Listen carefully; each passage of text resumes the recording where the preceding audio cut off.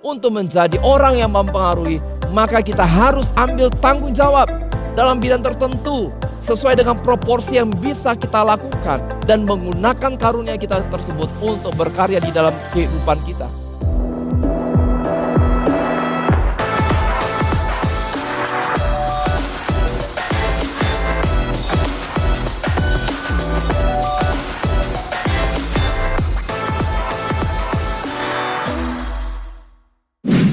Hai Church, welcome to our online service Campus Connection. Cie-cie yang udah liburan, apa nih rencana liburan kalian kali ini?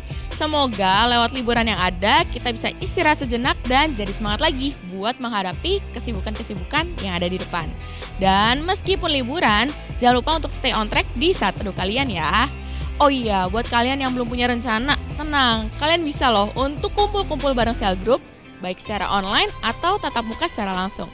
Buat kalian yang belum tergabung dalam cell group, tenang, langsung aja scan yang ada di bawah ini. Sekarang saatnya kita memberikan persembahan yang terbaik untuk Tuhan. Kalian bisa transfer ke rekening atau scan QR Code yang ada di layar. Selamat memberi.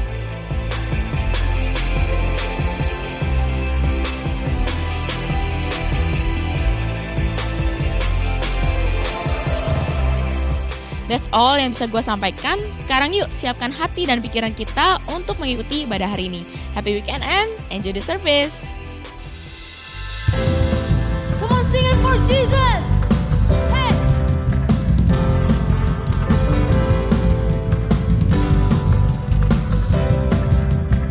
We say, whatever comes, whatever goes, there is one thing that I know. You are faithful. You are faithful. So I speak out your words. Has the power, change my world.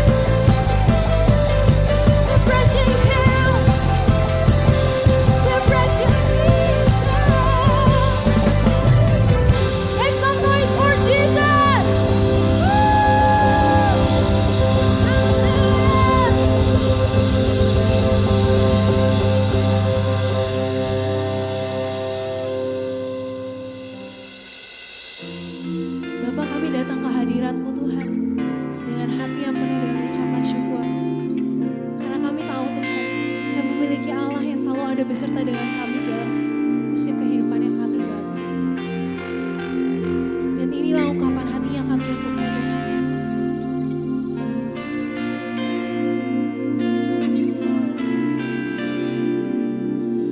You are forever in my life. You see me through the season. Cover me with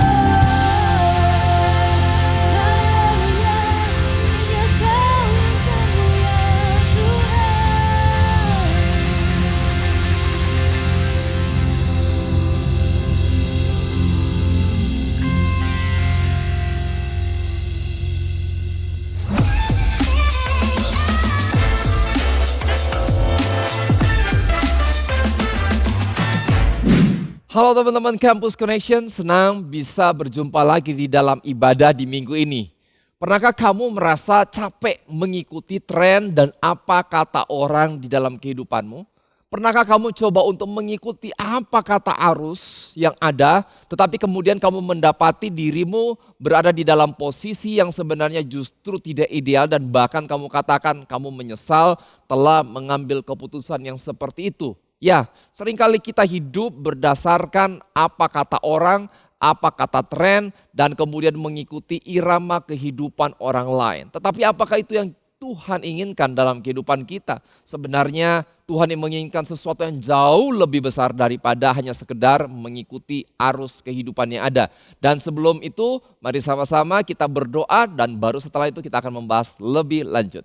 Mari sama-sama kita berdoa. Kami mengucap syukur atas kasih setia Tuhan dalam kehidupan kami. Engkau Allah yang memberikan tujuan dalam kehidupan kami. Engkau Allah yang bahkan menetapkan langkah-langkah hidup orang yang berkenan kepada Allah. Karena itu Bapa, kami berdoa, tuntun kami. Mari Roh Kudus berkarya di dalam kehidupan kami. Berbicaralah lewat kebenaran firman-Mu. Hanya di dalam nama Tuhan Yesus kami berdoa dan mengucap syukur. Amin. Judul pembahasan hari ini saya beri dengan nama Turn Up the Beat. Ya, turn up the beat. Karena di dalam kehidupan kita bisa saja sekedar menjalani kehidupan dan mengikuti irama kehidupan dari orang-orang yang ada di sekitar kita. Ya, dengan kata lain kita hanya sekedar ikut arus kehidupan. Orang lain melakukan kegiatan A, ya kita ikutan juga lah melakukan kegiatan A. Orang lain melakukan kegiatan B, kita ikut melakukan kegiatan B. Ya sekedar mengisi waktu yang penting positif dan tidak jelek. Tetapi ini waktunya kita untuk turn up the beat. Dan menari dengan irama kehidupan yang tepat yang datangnya dari Tuhan sendiri. Sama seperti dua benda yang saya akan utarakan ini. Yaitu yang pertama termometer. Dan yang kedua yaitu termostat. Kedua alat ini adalah alat yang berhubungan dengan temperatur atau suhu. Tetapi fungsi dari kedua alat ini terhadap suhu justru sangat jauh berbeda. Sebuah termometer hanya akan berfungsi untuk menunjukkan suhu yang ada dalam sebuah ruangan.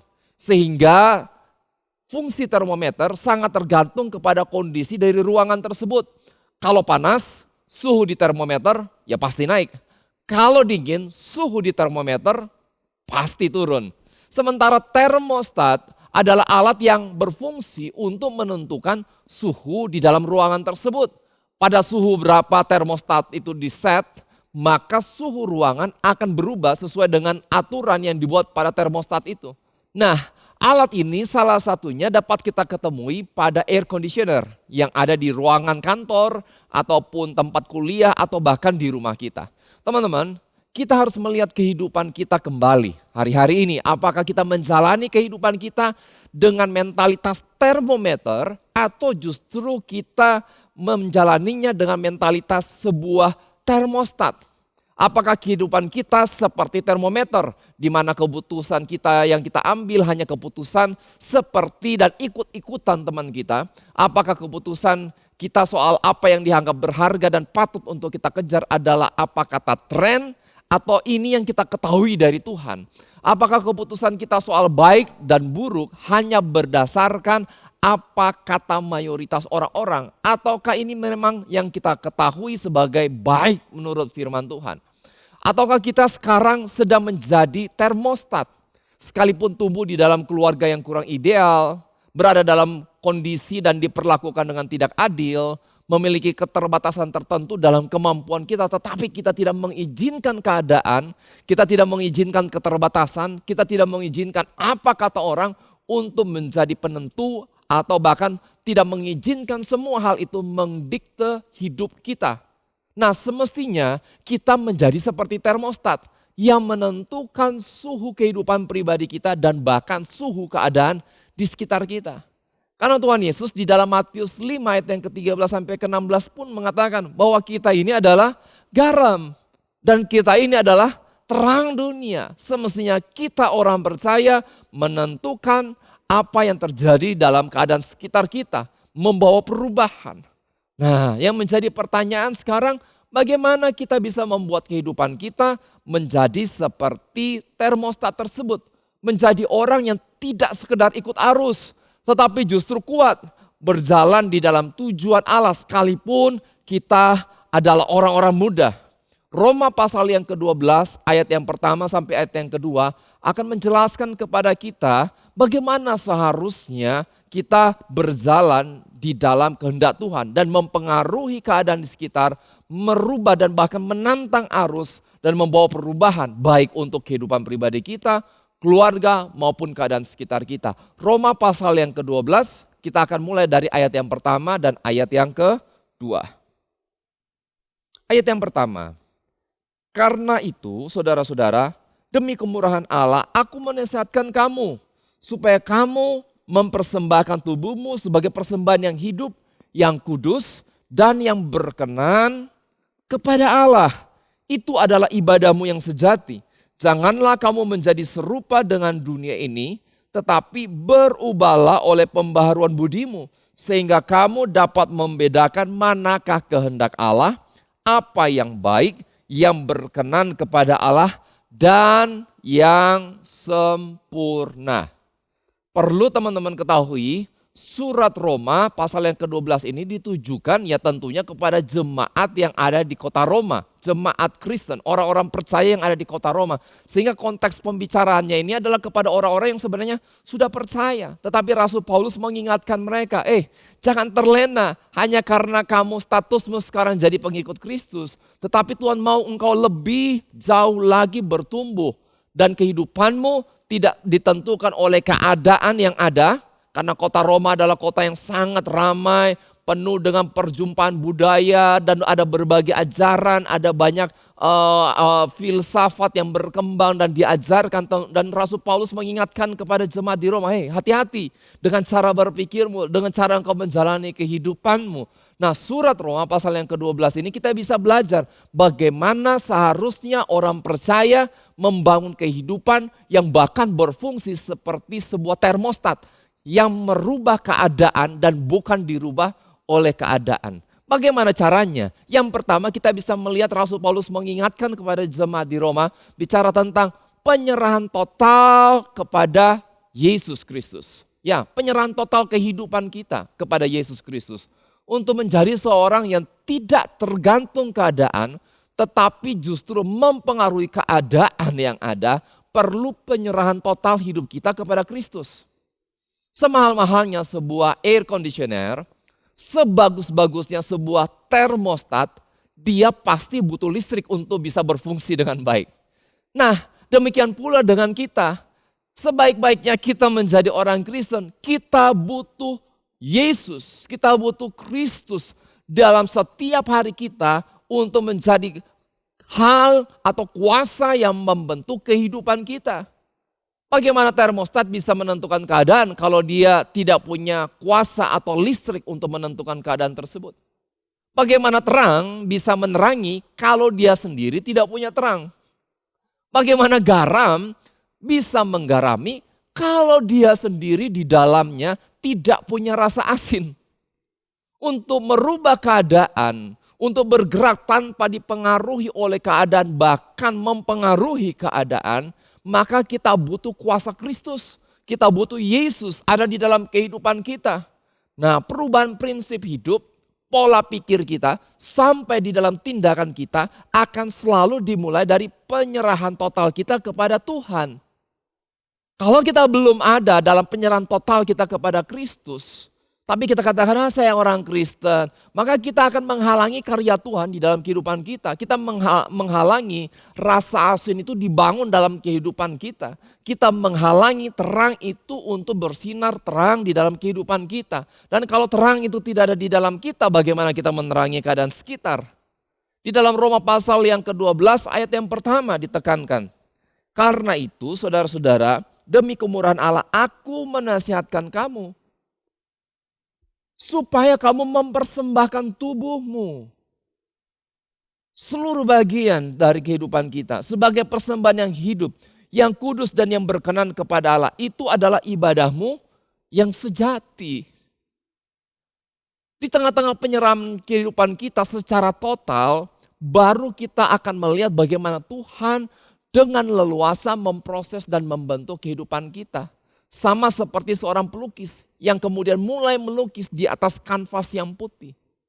Kalau kita ingin ikut Yesus, tetapi kita enggak secara total menyerahkan kehidupan kita ke dalam Kristus. Dan kita enggak berkata begini, Tuhan aku tahu kehidupanku tidak pantas Tuhan. Dan aku menyerahkan seluruh pemikiranku, konsep kehidupanku, cita-citaku, masa depanku, egoku, semua ke dalam tangan Tuhan. Dan bentuk aku sesuai dengan kehendak-Mu. Kalau kita enggak ada dalam satu poin seperti itu, maka kita sebenarnya seperti orang yang sebenarnya sudah membuat satu lukisan di dalam kehidupan kita. Dan kemudian kita hanya sekedar meminta Tuhan, tolong bagusin dong lukisan gua. Dan kita berharap karya Tuhan akan indah dalam kehidupan kita. Come on, itu bukan penyerahan total kepada Tuhan. Kita sedang memaksa Tuhan untuk mengikuti kehendak kita. Contohnya nih, kalau kita jadi orang Kristen, diajak ibadah, ogah malas datang, kalau ada event aja datang. Tidak sedikit dari kita diajak pemuridan, malas ngapain juga ikutan pemuridan Kristen. Kan saya sudah pernah dulu tuh supaya saya bisa dibaptis, ngapain lagi diulang lagi. Diajak doa nggak mau. Lagi yang namanya penyerahan total mau gimana? Diajak doa 15 menit, kurang panjang, kurang rohani. Diajak doa yang agak lama pakai alat musik, enggak saya mau yang tenang-tenang. Diajak yang tenang, enggak saya maunya yang online aja. Diajak doa online, saya sibuk. Lah kalau semuanya banyak alasannya, sebenarnya kita enggak berserah total kepada Kristus. Kalau kita masih bicara tentang ego kita yang saya mau, yang saya suka, yang enak buat saya, maka sebenarnya kita tidak sedang berserah total kepada Kristus. Orang yang berserah total kepada Kristus, bersikap pasrah, bersikap apapun yang Tuhan ingin lakukan dalam kehidupan saya, lakukan Tuhan. Walaupun tidak nyaman, tetapi saya mau kenal Kristus.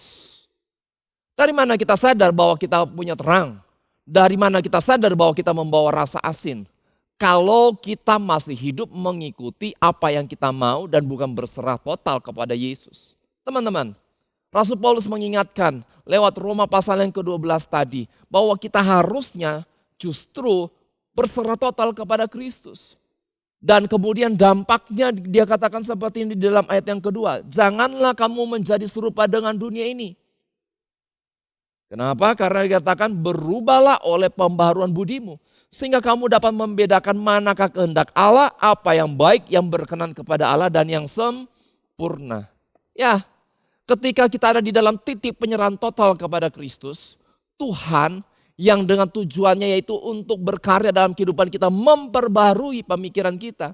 Maka ada nilai yang berubah dalam kehidupan kita, ada prinsip yang berubah. Dan ada kuasa yang mengalir dalam kehidupan kita. Sehingga rencana Tuhan bisa diwujudkan di dalam kehidupan kita. Nah, ada banyak orang pengen ngalamin terobosan dalam kehidupannya. Ingin mindernya hilang. Ingin keterbatasan kehidupannya tidak membatasi masa depannya. Ingin dia bisa lebih tidak gampang depresi, tidak gampang tertekan di dalam kehidupannya. Ingin tahu visi Tuhan lebih jauh dalam kehidupannya. Tetapi dia tidak ingin Yesus menentukan kehidupannya lebih jauh. Alias ikut Yesus setengah-setengah. Sama seperti kisah percakapan seekor babi dan seekor ayam petelur di depan sebuah coffee shop. Alkisah. Di mana biasanya orang sedang sarapan pagi. Ayam itu dengan agak petok-petok dia ngomong seperti ini. Dengan sombong dia bilang, lihat hidup gua berguna nih buat manusia. Setiap hari aku menghasilkan telur yang bisa dimakan pas sarapan pagi oleh manusia. Kata sang ayam untuk memamerkan kehidupannya yang sedemikian berdampak. Lalu sahut sang babi seperti ini. Memang kamu berguna, tetapi kamu belum sekomitmen aku. Kalau kamu hanya menyumbangkan telur, tetapi aku untuk manusia supaya bisa sarapan pagi, aku dan kaumku harus berkorban nyawa supaya mereka bisa sarapan pagi. Ayo, lebih berdampak mana? Lebih komitmen siapa? Nah, seringkali kita ikut Yesus itu seperti ayam petelur. Kita udah ngasih sebagian nih, tapi rasa-rasanya seluruh hidup kita udah kasih. Tetapi seperti sang babi, Harus korban. Korban semuanya. Apa aja ada Tuhan, yang pasti gue ikut Tuhan. Sikap seperti inilah yang harusnya ada di dalam kehidupan kita. Seringkali kita mengikut Yesus seperti mental ayam petelur tadi. Kita kasih sebagian kehidupan kita, oh ya bagian hari Minggu lah buat Yesus, tapi sisanya buat gua. Dan kemudian kita pamer, oh saya udah ikut Yesus, saya pasti tahu masa depan saya cerah, tuh saya pasti ditolong Tuhan, pasti ada breakthrough terobosan dalam kehidupan saya karena saya ikut Yesus. Padahal sebenarnya kita cuma memberikan sebagian kehidupan kita untuk menjadi termostat dan bukan termometer. Menjadi orang yang merubah keadaan, tidak dipengaruhi oleh keadaan. Maka kita harus ikut Yesus dan bicara mengikut Yesus artinya menyerahkan kehidupan kita secara sepenuhnya kepada Tuhan. Bicara soal kenyamanan, bicara soal idealisme, bicara soal pikiran kita, kehendak kita. Kita izinkan semuanya itu kita serahkan dan dibentuk oleh Tuhan. Nah ini hal yang penting dalam kehidupan kita. Pertanyaan saya hari ini buat setiap teman-teman. Sudahkah kamu memberi hidupmu sepenuhnya, seluruhnya untuk dibentuk oleh Tuhan? Dari sisi pikiran, perasaan, dan kehendak. Kalau belum, lakukan sesuatu hari ini. Dan berkata, Tuhan, aku menyerahkan hidupku sepenuhnya. Bagian yang kedua, yaitu Tuhan mengajarkan kita untuk terhubung dengan komunitas iman. Seringkali ketika kita berada di dalam masa atau kondisi yang tidak nyaman, kita akan cenderung untuk kompromi. Ikut arus supaya enak, supaya menguntungkan, supaya dianggap orang juga oke. Walaupun pada akhirnya justru sebenarnya menghalangi kehendak Allah itu untuk tergenapi dalam kehidupan kita. Itu sebabnya penting bagi kita untuk terhubung dengan komunitas iman atau komunitas orang percaya. Perhatikan kata-kata saya ini. Komunitas iman atau komunitas orang percaya.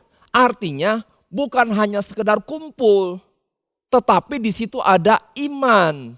Artinya orang yang bersama-sama dengan kita semestinya dan kita habiskan waktu adalah dengan orang-orang yang ingin menerapkan prinsip kebenaran firman Tuhan di dalam hidupnya.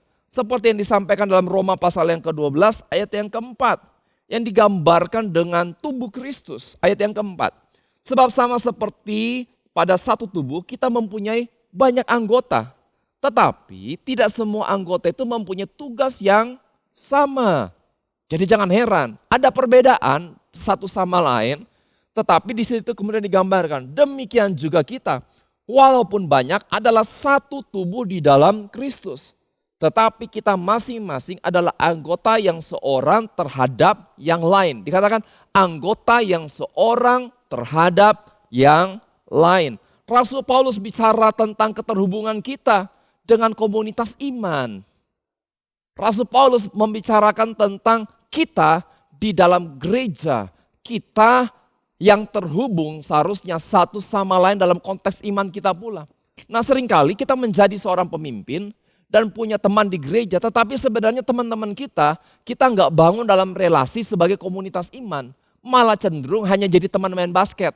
Ya Kristen, ketemunya di gereja, klub basketnya pun klub basket gereja, tapi hanya ngobrolnya soal basket.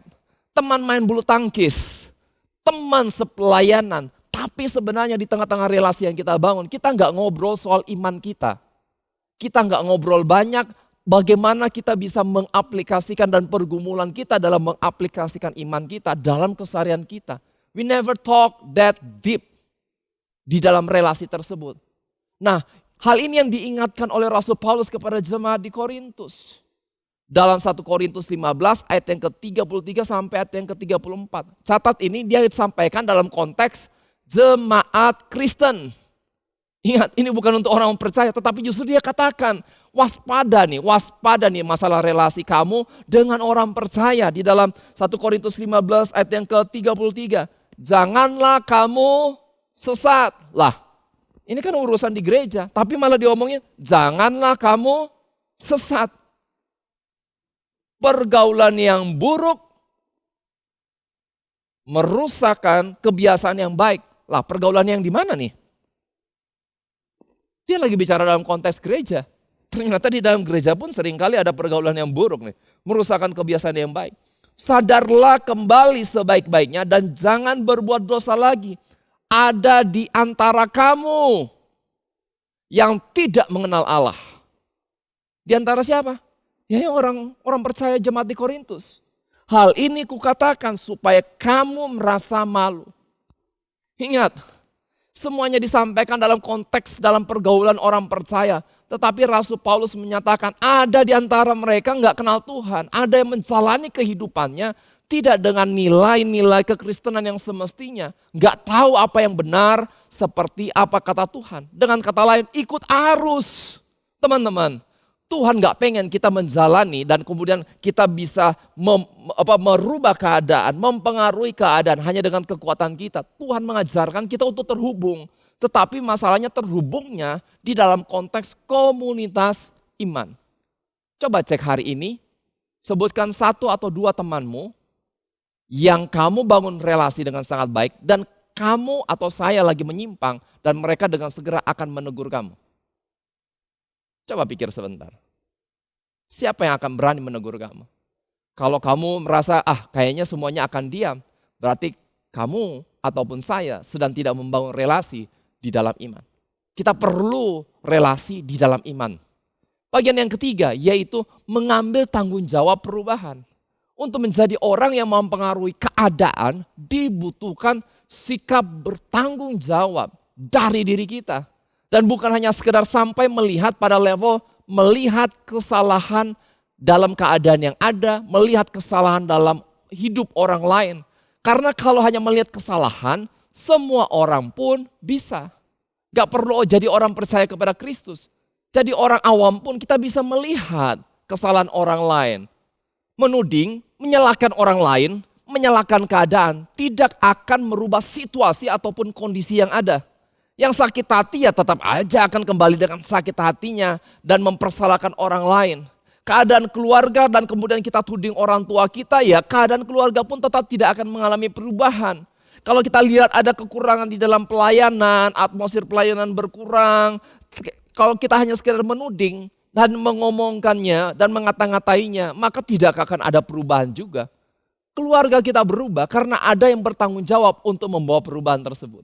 Studi kita berubah karena ada orang yang mau bertanggung jawab untuk merubah cara belajar kita. Pelayanan kita mengalami perubahan jauh lebih baik kalau ada orang yang mau ngambil tanggung jawab untuk membawa perubahan itu di tengah-tengah kehidupan pelayanan yang ada. Hal ini yang ditekankan oleh Rasul Paulus di dalam Roma pasal yang ke-12 ayat 6 sampai ayat yang ke-8. Demikianlah kita mempunyai karunia yang berlain-lainan menurut kasih karunia yang dianugerahkan kepada kita. Jika karunia itu adalah untuk bernubuat, baiklah kita melakukannya sesuai dengan iman kita. Ada tanggung jawabnya. Jika karunia untuk melayani, baiklah kita melayani. Jika karunia untuk mengajar, baiklah kita mengajar. Jika karunia untuk menasihati, baiklah kita menasihati. Siapa yang membagi-bagikan sesuatu, hendaklah ia melakukannya dengan hati yang ikhlas. Siapa yang memberi pimpinan, hendaklah ia melakukannya dengan rajin. Siapa yang menunjukkan kemurahan, hendaklah ia melakukannya dengan sukacita. Bukan dipaksa, tetapi justru dengan sikap tanggung jawab. I have to do something, saya harus lakukan sesuatu supaya bisa lebih baik. Dalam anggota tubuh Kristus, kita tidak hanya terhubung satu sama lain. Kita tidak cuma bersikap relevan satu sama lain, tetapi kita berfungsi. Kita ambil tanggung jawab perubahan tersebut. Karena kalau kita hanya numpang hidup di situ, itu namanya tumor. Itu namanya kanker, menyerap gizi, tetapi di dalam tubuh kita tidak berfungsi apapun juga. Ingat, hidupmu dan saya bukanlah sebagai tumor ataupun kanker di dalam tubuh Kristus.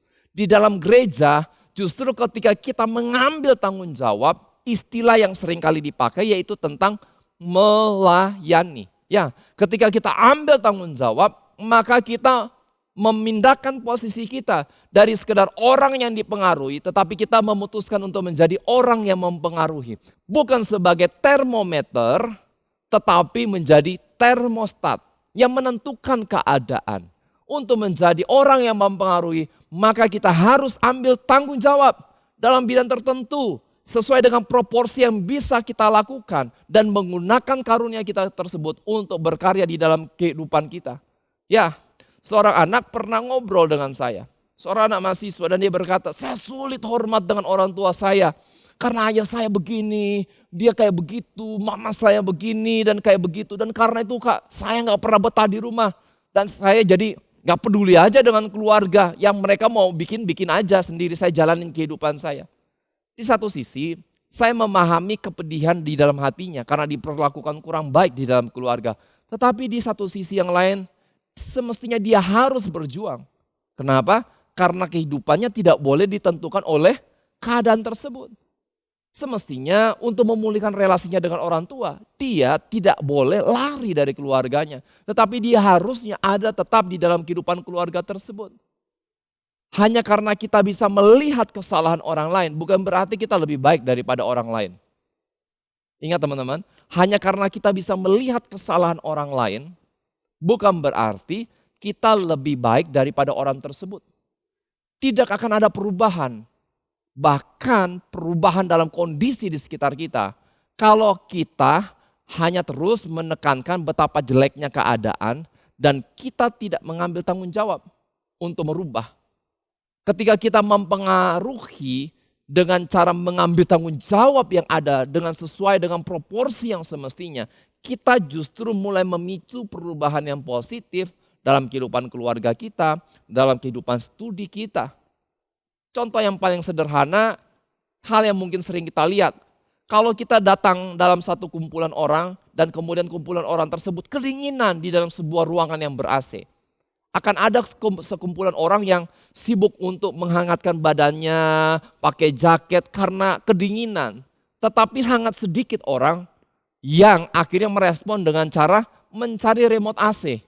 Dan kemudian merubah suhu yang ada, settingan suhu yang ada dan mengarahkannya kepada AC, lebih tepatnya lagi kepada termostat yang ada di dalam AC tersebut dan merubah keadaan. Ya, biasanya hanya 1-2 orang yang punya inisiatif untuk merubah suhu.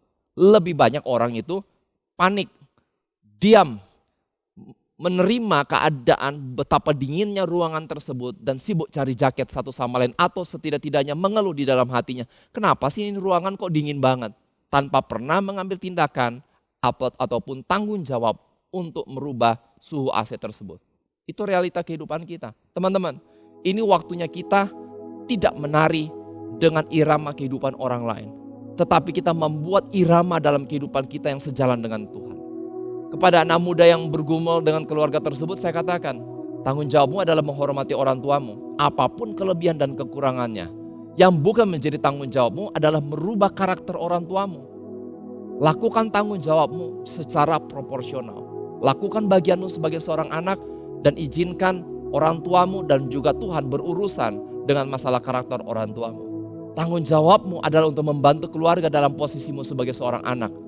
Nyapu, ngepel, atau bahkan bantu ganti air galon di rumah. Tetapi yang menanggung semua kebutuhan keuangan di dalam keluargamu tentunya bukan tanggung jawabmu sebagai seorang anak.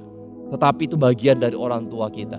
Ambil tanggung jawabmu secara proporsional. Dan ketika kita melangkah di dalam tanggung jawab tersebut, kita akan melihat anugerah Tuhan bekerja dan berkarya lewat hal-hal yang kecil yang kita lakukan secara bertanggung jawab. Dan Tuhan akan bergerak juga dengan kuasanya membawa perubahan. Teman-teman, termometer hanya akan mencerminkan apa yang terjadi di dalam suhu ruangan. Termometer hanya akan menjadi indikator apa yang terjadi. Dan itu bukan rancangan Tuhan bagi kehidupan kita. Sementara termostat akan aktif merubah suhu ruangan sesuai dengan settingan yang ada. Termostat adalah agen perubahan. Dan itu semestinya kamu dan saya. Turn up the beat. Tuhan ingin kita menjadi agen perubahan kemanapun kita berada. Mari sama-sama kita berdoa. Kami mengucap syukur Tuhan. Bahwa kehidupan kami adalah kehidupan yang punya masa depan yang cerah. Karena Tuhan memanggil kami dan bahkan memberikan kami kuasa untuk menjadi agen perubahan. Menjadi orang-orang yang menjalani kehidupan dan membentuk irama kehidupan kami tidak tergantung kepada keadaan sekitar. Tetapi dengan apa yang menjadi irama dari kerajaan sorga. Oleh karena itu hari ini kami berkata, Kami menyerahkan kehidupan kami Tuhan. Kami mau berserah total Tuhan, bukan sebagian. Bukan hanya sebagian kecil dari kehidupan kami, bukan hanya satu sisi kehidupan kami, tetapi seluruh bagian kehidupan kami. Kami mau katakan apa saja yang menjadi kehendak Tuhan, terjadilah dalam kehidupan kami. Dan kami mau mengikut Kristus sungguh-sungguh. Dan kami berdoa Bapa, tuntun kami untuk membawa perubahan, tidak ikut arus, tidak ikut apa kata hati kami doang, tetapi apa kata Tuhan itu jauh lebih penting dan menentukan arah kehidupan kami. Mari Roh Kudus sertai dan mampukan kami. Kami menyerahkan seluruh kehidupan kami dan hamba mau melepaskan berkat hikmat yang datangnya daripada Allah, memenuhi setiap kehidupan jemaatmu. Apapun yang keputusan yang harus mereka ambil, Tuhan yang menuntun mereka untuk melakukan kehendak Allah dengan setia.